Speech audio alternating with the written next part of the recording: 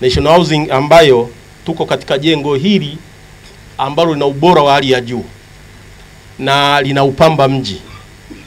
Jiji la Dar es Salaam, mbali na mambo mengine, majengo ya National Housing yamegeuka mapambo ya jiji la Dar es Salaam. Nikushukuru, tumepata fursa asubuhi ya kwenda kutembelea Kawe 711, Samia Housing na nyingine wanaitamka GPR. Lakini pale, hii ni kushirikishe, kikatokea kituko kidogo tulipoambiwa kwamba tupande kwenda orofa ya 11. Baadhi wakaniambia kwamba unajua Biblia iliandikwa ina injili 4. Kwa hiyo wakipanda watu 3 4 watatuletea habari.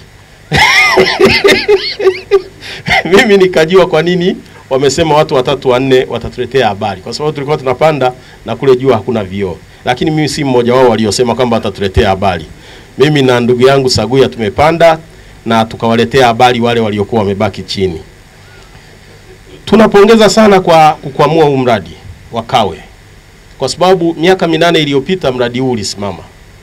Na sijui ni sera, lakini acha tuseme tu kwamba ni sera ya serikali ya awamu ya 6 sasa kuikwamua hii miradi mpaka unaona kabisa miradi inaanza kufanya kazi. Lakini sio tu miradi kufanya kazi.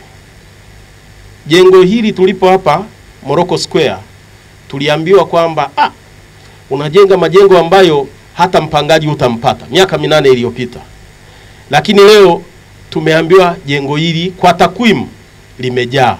Lina wapangaji wote, maeneo ya ofisi, maeneo ya kibiashara, nyumba za makazi, mpaka hoteli ambayo inaitwa King Jada iko hapa. Kwa kweli hizi mnastahili pongezi. Lakini pia tumekwenda kwenye ile Samia Housing, hawajamaliza finishing, tayari nyumba zote zimekwisha chukuliwa. 560 zimekwisha chukuliwa.